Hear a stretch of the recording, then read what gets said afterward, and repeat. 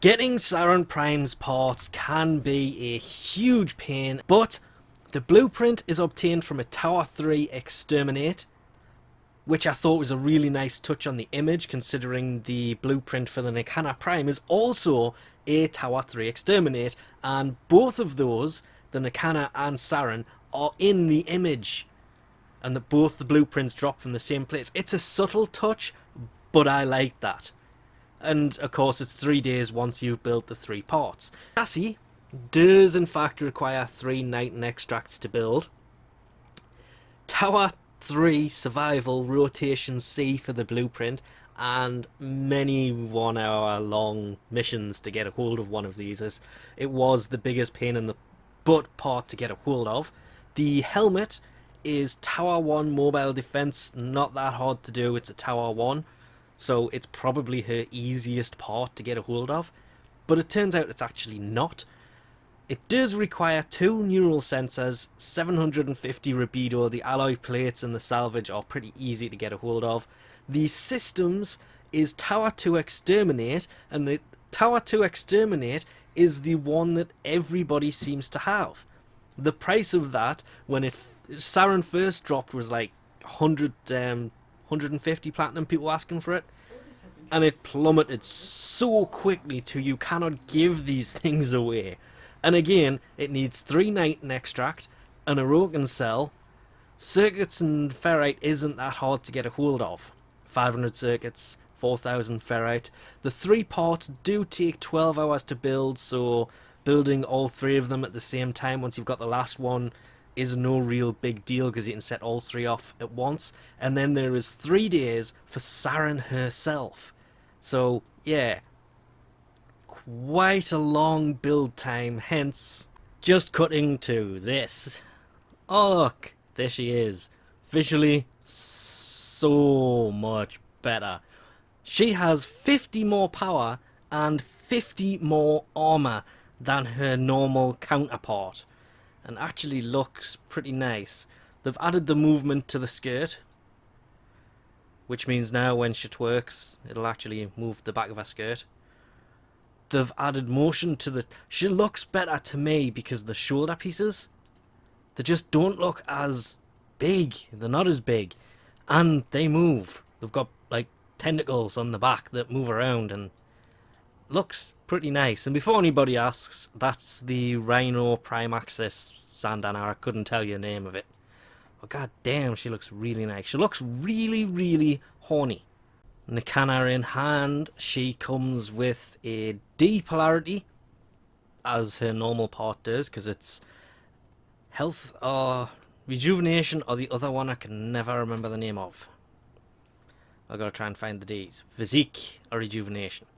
Personally, I always go for the health restore, god damn it, rather than higher health. Comes with a D, a dash and a V, so instantly you just know you're going to form her in another D for health and health and shields. Normally when you equip the immortal skin to a prime frame, it changes the entire model back to the normal frame. With Saryn Prime, however, it's actually kept the prime frame model equipped, and it's just changed the layout, and our abilities are still the same. Spores still sticks green spots to people you can pop to do damage. Molt will still leave, it's like Loki's decoy ability, but it's actually slightly better because it will take any elemental thing you had on you. If you molt, it will take that off. Plus, if you have regenerative molt augment equipped, it will restore health once you molt. Toxic Slash I still like because it adds toxic damage to your melee weapon. I liked it originally when she first came out because it added toxic damage to all weapons. It was still called Toxic Slash, but god damn, I just love the fact that it worked on all weapons even though it wasn't meant to. Messiah, on the other hand, well, that's where she went downhill. For the record, she wasn't nerfed, she was reworked. All they basically did is, amongst other things, the main reason people say she's been nerfed is because our range was dramatically decreased. That's not such a problem. I mean, Messiah what is it? It basically deals toxic damage to everybody within a certain area, and after dealing X amount of damage, it will deal X amount of damage over time. Toxin and viral, if I remember correctly. There are so many different builds you can actually put on to counter the fact that her range was decreased.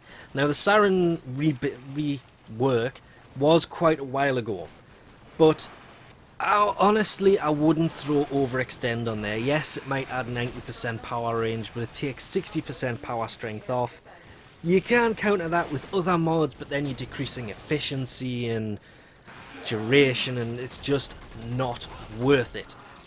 What I did, and this is a work in progress because I haven't finished, I'm going to drop at least 2 more former in, and it's just I really wanted this up today. So this build kind of sucks, and basically it's just a normal build. I did put primed flow in here because it gives 850 power. That and streamline means you can put blind rage in and intensify.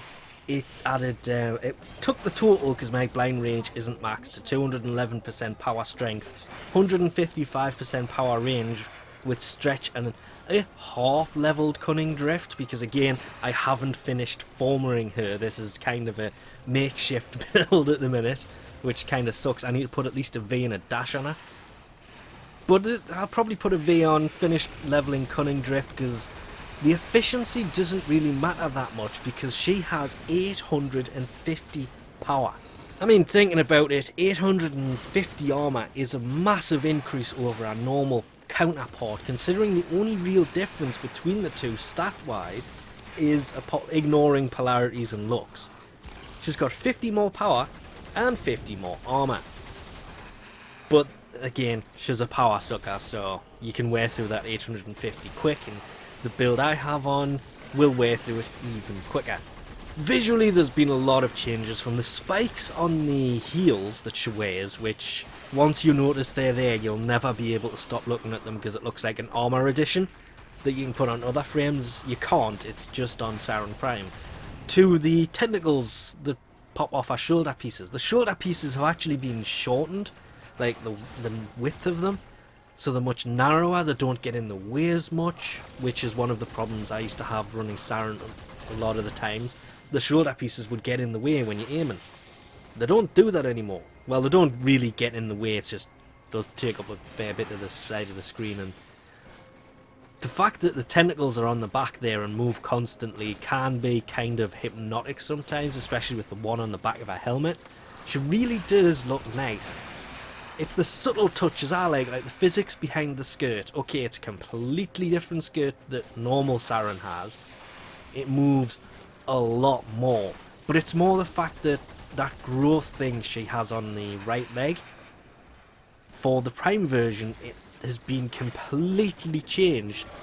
And she also has one now on the left leg, but it's very subtle, and it's little changes like that that I look for that just, they do look really nice, and it really does make the Prime frames worth all the hassle to try and get a hold of. She was also given a sprint speed buff. It went from 0.95 to 1.0. If you throw in sprint and armored agility, it will take it to 1.45, but to be honest, just throwing sprint will take it to 1.3.